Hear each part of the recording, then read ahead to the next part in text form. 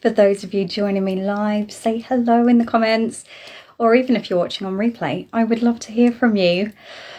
So, for those of you that don't know me, I'm Holly. I am a Reiki teacher. I am a teacher of Ayurveda. And I have a love and a passion for healing modalities. So thank you so much for joining me here today. For those of you that are going to be with me for the full Reiki experience, I so hope you enjoy this. I have got lots planned to share with you. And if I seem to not be making eye contact, it is because I am live on 2 devices. So apologies. And I just discovered that my phone holder doesn't go into like portrait mode. It only goes into landscape. So that's completely thrown me, just to kind of just putting that out there, just sharing my experience. So I've just had a lot of fun propping my phone up in a very strange position, precariously propped up. So fingers crossed, technology works with us and everything goes well. Hi Jane, gorgeous, lovely to have you with me today. I was going to say this morning, it's not this morning where I am, but it's morning where you are. I would love to know where you're from. I would love to know where you're joining from. I am joining from the Isle of Wight. So for those of you that are joining all over the world, that's right at the bottom of the UK. That's right beneath Southampton and Portsmouth. Hi Kimberly, gorgeous. Lovely to have you here. Ohio. Oh, first time learning anything about Reiki. Fabulous. I am so pleased you joined me. I'll tell you a little bit more about Reiki in a moment, but for now, let me just welcome everyone. Hi Fran, lovely. Hi Natalie, gorgeous. Lovely to have you both with me. For those of you watching on Instagram, do you like the really funky filter I've just found? I was like really excited by it. Oh, who else is with me? Oh wow, lots of you with me. Jane, first time with me. Oh, I'm so pleased that you found me on the World of the Insight Timer. Fabulous app. Do love the Insight Timer. Where did I get to? Lisa, gorgeous. Morning from California. Oh, lovely. Salt Lake City, Suzanne, gorgeous to have you here. Patricia, good morning. First time with me too. Yeah, Jane, tech. Me and tech, generally there's an issue somewhere. You're from the Midwest in the States. Fabulous. Lots of US people joining. Ren from Dublin, lovely to have you here. Also very new to Reiki. Kerry, first time as well. Oh, wow. Gorgeous. So lovely to have so many of you with me today. So let me kind of set the scene and explain a little bit about why I'm doing this. Why is Reiki, in my opinion, such a beautiful practice? Well, one of the reasons I really wanted to share this 3-day experience with you is I feel like there's so many like misconceptions when it comes to Reiki. There's so many misunderstandings, and dare I say it, both from people that haven't been trained in Reiki and people that are. And I just wanted to share during these 3 days the real depth that you can get from a Reiki practice. And what I mean by that is we can have this idea that Reiki is just this hands-on healing treatment. And yeah, that's a big part of it, and that's a beautiful part of it, and I love that part of it. So I'm not selling down that part of it. But what I would love you to take away from these 3 days is an understanding that that's just a piece in the puzzle. And there's so much more we can learn from Reiki as part of our personal and spiritual growth practices, and to kind of really elevate who and how we operate in this world. So I hope that sounds fabulous to you. I'm looking forward to sharing it with you. So, Antonia, lovely to have you here. Lovely to see you back, gorgeous. So, shall we dive in? And for those of you that normally join me for a meditation on the Insight Timer, this might seem a little bit different. But of course, we're going to start with a moment. Let's start with a moment at least, a kind of decompress, settle, so we can really show up with the presence and allow the words and the wisdom of Reiki to really land within us. So I invite you to take a moment to either soften your gaze or close your eyes and just bring your awareness to that breath in the belly.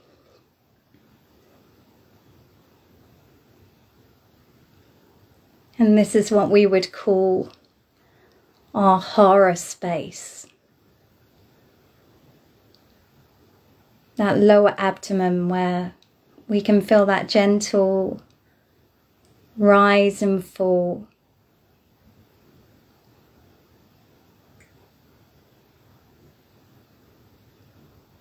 And we're not trying to change the breath in any way here.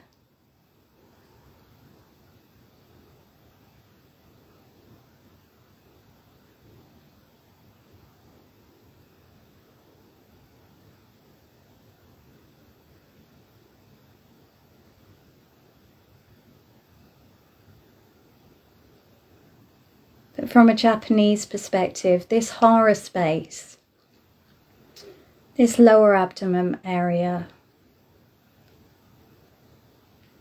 this is their kind of equivalent to the root chakra. So this is where we find that grounding and stability in the body.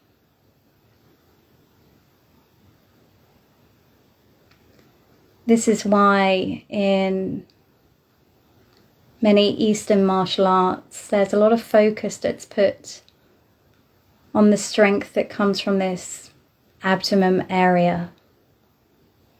If your base is strong, you can't be knocked over.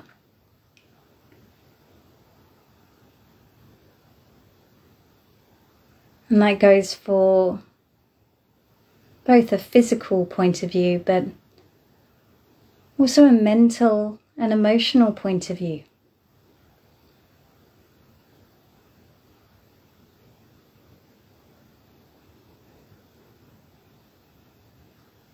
You can even place your hands here if it helps you to connect into this space.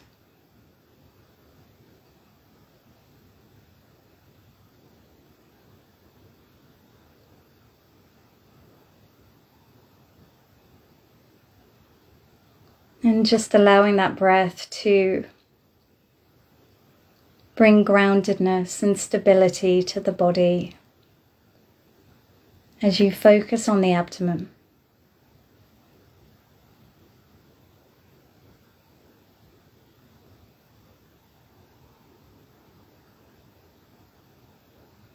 And you may even want to take a nice deep breath in, filling up that area of the body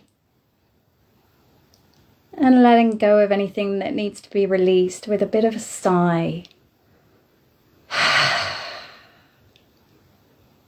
Okay, and as and when you're ready, opening your eyes, coming back into the room. Oh, Lisa, the sound keeps dropping out. Or Insight Timer does do this occasionally. Fingers crossed. It sorts itself out. It generally sorts itself out. Larissa, gorgeous to have you here. Lovely to see you from the Netherlands. And again, new to Reiki. I love the fact that there's so many people new to Reiki watching this.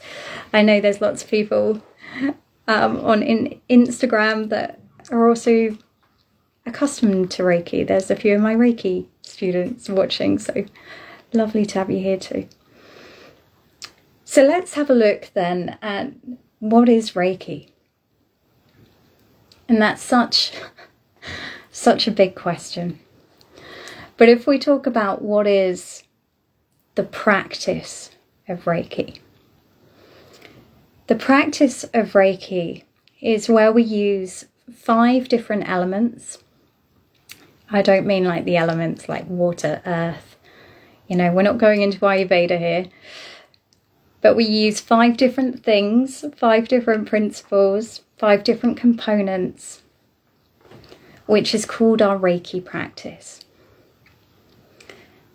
And this Reiki practice allows us to be in a space where we are Reiki. We are being Reiki. One of the things that I find makes me flinch a little bit is when people say, I'm doing Reiki. Reiki predominantly is the state of being that you are allowing to move into your body. So how do we do that? Well, we have these 5 elements, and I'm going to talk to you about these this week. Some of them will be going into lots of detail. Some of them we won't have time, or it wouldn't necessarily be appropriate without all the full training behind them. But we will have a look at some of these elements this week.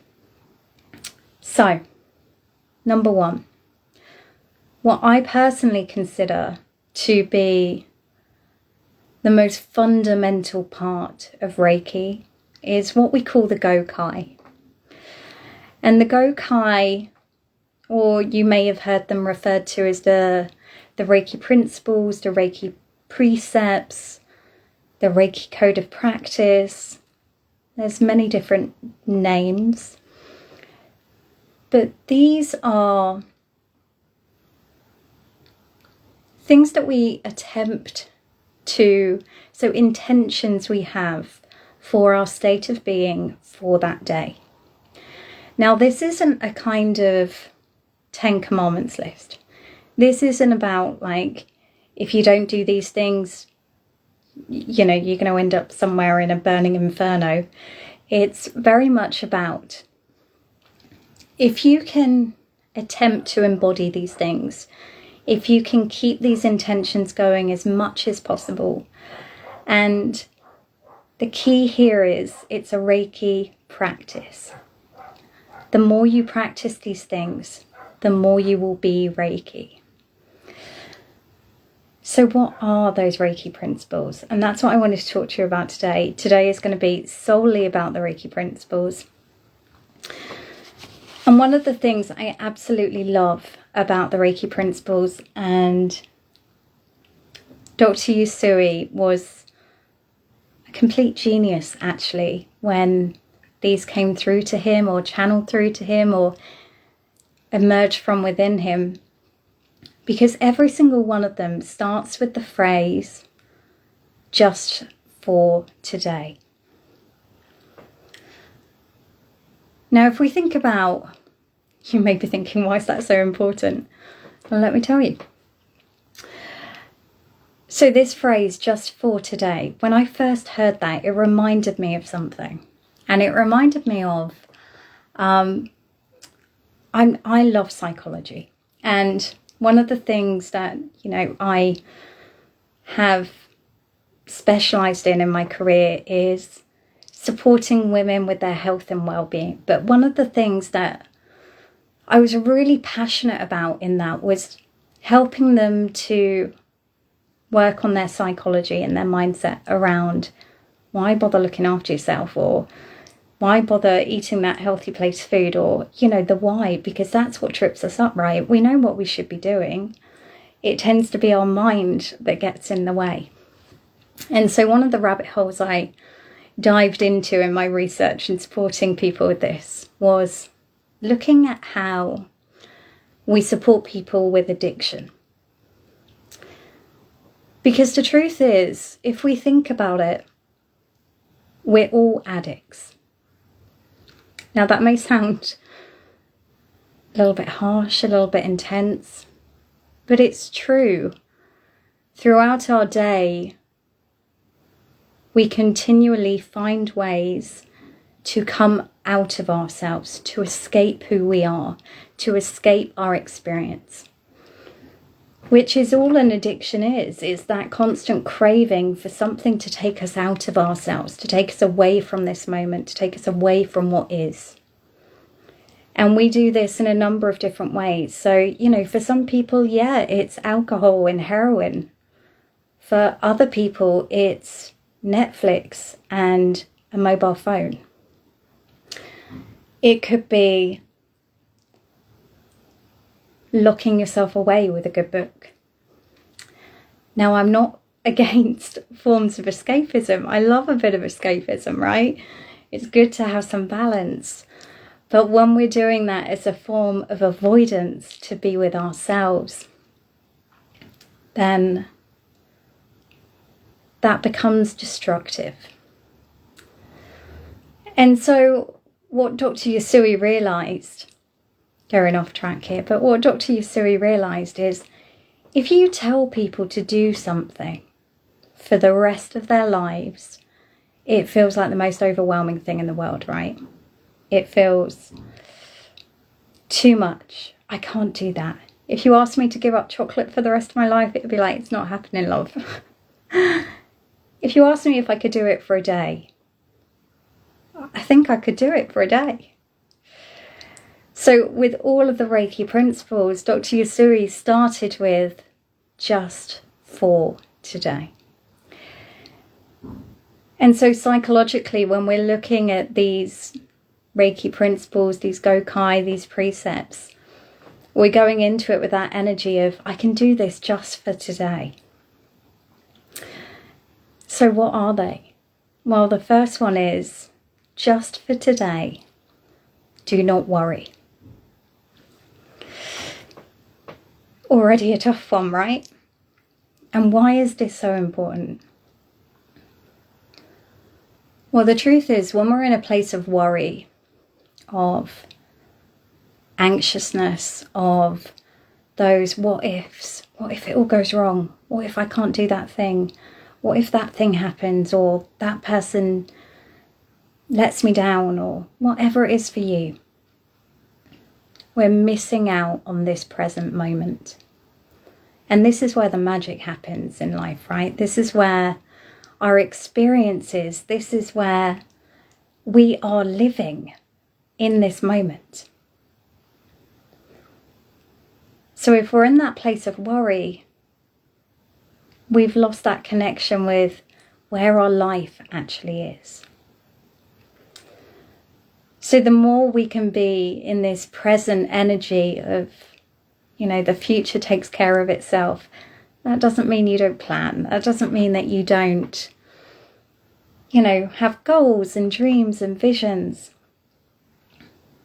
But not from a place of worry, from a place of excitement, from a place of dreaming, from a place of being pulled forward. There's a very different energy towards that. The next one we come on to, thank you for the love hearts, lovely. The next one that we come on to, just for today, do not anger. And you know what's funny about this, and I've talked to many women around this, as women we tend to have a very strange relationship with our anger. And what I mean by that is, it's many women don't identify as having much anger. But actually that's because we've been brought up in a society that's conditioned us that it's not feminine to get angry. It's not okay generally for women to get angry. And we may not have been told that directly, but there would have been little things that we picked up on. So first and foremost, when we're looking at this, the women in the room, we have to identify where we are getting angry. So this isn't about suppressing emotion. This isn't about pretending it's not there. It's about taking those moments to take a step back, to evaluate the situation. For me, I find the biggest thing that helps me with anger is to see the big picture. Is this something I'm going to worry about or be frustrated about in a year's time? No, not worth my energy. So why is this so important?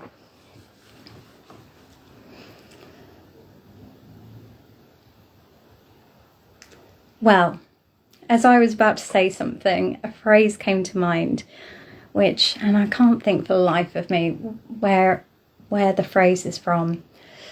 It may have been the Dalai Lama that said it. It may have been Thich Nhat Hanh, who said, when asked what is anger, responded with, it's the punishment we give ourselves for someone else's mistake. Because actually, if we think about anger in the body, the physical sensation of anger in the body, it closes us down, right? It sends us into that survival mode. We're no longer open to that vital energy that gets to run through us, to that loving awareness that gets to run through us. We're in that space of being closed off, disconnected from the world, when actually all we really crave is those deep connections with ourselves and with others. So just for today, do not anger. The next one is just for today, be humble. And this isn't about being overly modest or anything like that. This isn't about, if you train in Reiki and you have someone come to you and you're like, oh no, I'm rubbish, that's not going to help anyone, right? This is about finding gratitude. And I think we can all lean into this one a little bit more. Because we live in a very consumeristic world, right? Where we're told we should want more and more and more and more. And then we have things like social media platforms where people are sharing the best bits of their life and not necessarily sharing all the struggles, not sharing the arguments with their partner, not sharing the times that the dog chews something up, and I'm saying that as someone who, I share the pretty pictures on Instagram of me cuddled up with my dog. And 10 minutes before that, my dog often loves to chew things up. She has got a weird thing for my underwear. And I have lost like 3 bras in the past 3 months to my dog, with a lot of frustration on my part, I have to say. I struggled with the do not be angry on that day. So this is the problem, right? We're being fed these images of the perfect life. We forget about the yin and the yang. We forget about the dark and the light. And the fact that actually we need it all. It's all there in totality. And it gets to be there because actually, without the shadow, is it really that beautiful? If our life was just this plain sailing experience, I don't know about you, but I think I'd be bored. I think I'd be like, where's the challenge? And I like to find those edges. And especially for those of you on the Insight Timer, meditation is not an easy thing. You don't go into that if you're the sort of person that likes to shy away from the difficult stuff, right? So it's about being able to be humble in the good and the bad, being grateful for it all, for the beautiful picture it's creating.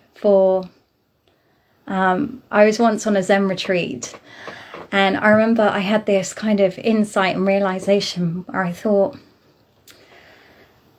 do you know, if my story had been, all happily ever after, that would have been the most boring story in the world, right? Because I don't know about you, but when I'm reading a storybook, I like the struggle and the hero's journey and the challenge and the overcoming the obstacles and, them finding that inner strength and that grit. And there's something really beautiful about that journey we have to go through as humans and the things we have to navigate, even the really tough stuff and the grief and the loss and the trauma and abuse. When we can zoom out and see it as this beautiful novel that we're writing. We get to be grateful for it all. It all has a place. It all gets to be welcome. Hi Mark, lovely to have you here. Ren, you're losing sound again as well. Oh, I'm so sorry. I can't do much about it on Insight Timer. It kind of has a mind of its own. So we've just got to keep fingers crossed it sorts itself out. Where have I got to? Number 4. Can you hear me now? Number 4? Oh, okay. Insight Timer is having problems with sound. How are we doing on Instagram? We all right? Okay. If it continues, you may want to watch me on Instagram instead. Amanda, it's back on. Okay. I'll continue, and you can always catch the replay on Instagram. It's the same kind of... it's the same name. So it's Holly Boulay _ The Abundant Healer. So number 4 is earn your living honestly. And initially, I'll be honest, when I first heard this, I thought it meant operating from a place of integrity and ethics. And to a certain degree it does. So, you know, this is a really important point. When we think about Dr. Yasui, his background, some of his background was from a very Zen Buddhist point of view. And so if you don't know much about Buddhism, the Buddhist, or especially Zen Buddhism, the view is that we create our own suffering. And actually, when we go against what feels right for us, we are creating suffering for ourselves. So what I mean by that is we can have this, you know, some of us have got concepts around what we think karma is. The idea being that karma is this cycle that we keep ourselves in of repeating the same mistakes and just expecting different outcomes. So this is kind of, we know that it feels good, right, to operate from a place of authenticity, integrity, to work in alignment with our values and our ethics. But also this is about allowing yourself to work from your own soul, your own heart, your own voice, no one else's. Because what I really believe is that each and every one of us have been given this opportunity of this lifetime to contribute in a way that works with our own internal passions, our own internal purpose. And I think we live that purpose by following our heart, by following our soul, by following what we're good at, what we're passionate about, what we love to do with our time. And believe me, I've had interesting conversations at parents' evening. I'm a mother of 3. And I don't buy into this story that kids have to be good at everything. I just think that is ridiculous. I think it just makes no sense, you know. And I remember having a conversation with my daughter's science teacher, and she said to me, you know, she's really intelligent and stuff, but it's like she's just not that interested. And I said to her, well, she probably isn't. And this seemed to be like a revelation to the science teacher that surely everyone's interested in science. And obviously that was her goal, her passion, her purpose. But it wasn't for my daughter. And I noticed a huge difference when my middle daughter went on and did her A-levels and she got to choose her subjects. So when she was operating from that place of passion and her soul and what she wanted to learn and what she craved to know more about, then it was effortless, right? She could just do the work effortlessly, and it was interesting. And so the final one, number 5, is be compassionate. Just for today, be compassionate. Now, this is easy, right? When we're in, surrounded by loving people in a loving space, and we're feeling really good about ourselves. But I'm sure many of us have worked in challenging work environments with people that have been really challenging to be in situations with, or be in relationship with, or this is about trying to be compassionate in those times when it's not so easy. And I remember, this reminds me of a story which I'm sure I've shared in one of my communities before. But I remember I used to work with a woman who was notorious for winding people up. She liked to ruffle feathers. She was quite blunt and quite feelings was not something that naturally came into her decision making or the way she communicated. And I remember one day she was particularly rude, bordering aggressive towards me. And I remember saying to her in that moment, my initial response was, I want to defend myself. I want to react. I want to tell her that's not okay. And of course, all of those responses to a certain degree are valid. But I remember taking a step back, looking at her and looking at the situation. And then I remember just thinking, wow, she's not right. And I said to her, is everything okay? And with that, she burst into tears. And the floodgates opened, and, we had a really good chat, and we ended up, having a very different relationship after that experience. So it's when we can catch ourselves in those moments where we want to react, where we want to defend, where we want to, go into that fight, flight, freeze mode, and actually think this isn't about me. That person's response, or the way they spoke to me, or the way they handled that, had nothing to do with me. It's about what's going on for them. And when we're in that space of,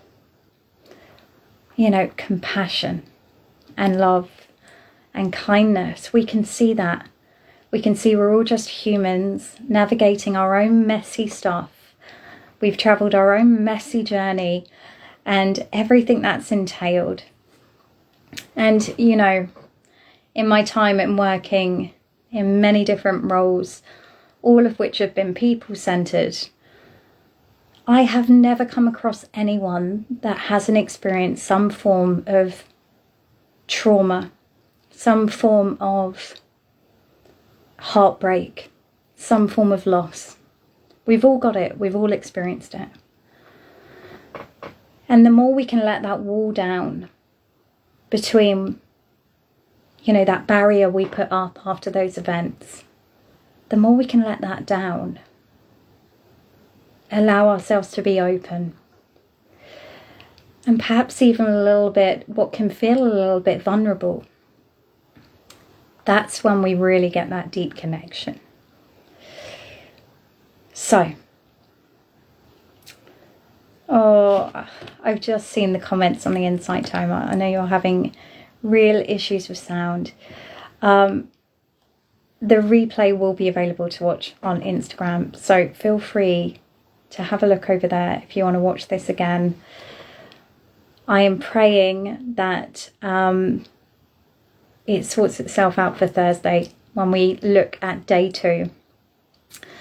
But for now, an invitation to Start observing how these things show up for you in the next couple of days. What is your relationship with worry? What is your relationship with anger? What is your relationship with gratitude and being humble for the journey that you've had? What is your relationship with being compassionate to others, and your relationship with that inner voice and how you allow that to guide you through this world? And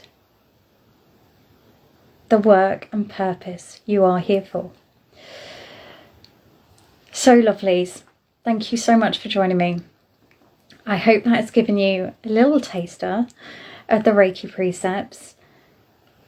On Thursday, same time, same places, we are going to be having a look at the other elements that make up a Reiki practice, and how you can use some of those things now without having to be trained or attuned or intending to give any hands-on healing, but how you can use it as a way to grow personally and spiritually in your practice. If you want to know more about me, what I offer, go check out my website. There's some free gifts on there, some of them Reiki orientated, so feel free to go have a look. Jen, I don't know, lovely. I don't know about like the tech side of things, but I do know Insight Timer seems to have more problems than some of the other platforms. Maybe because, you know, there's always so many lovely people watching live. But yeah, might be worth messaging them. I don't know. Okay, lovelies, I will love you and leave you. Have a gorgeous rest of your day. I'm not live tomorrow. Next time is Thursday, and we will be looking at Reiki in a bit more detail. If you did want to have a look at my website, it's hollyboulet.com. So go have a look at that. I will see you soon. Take care.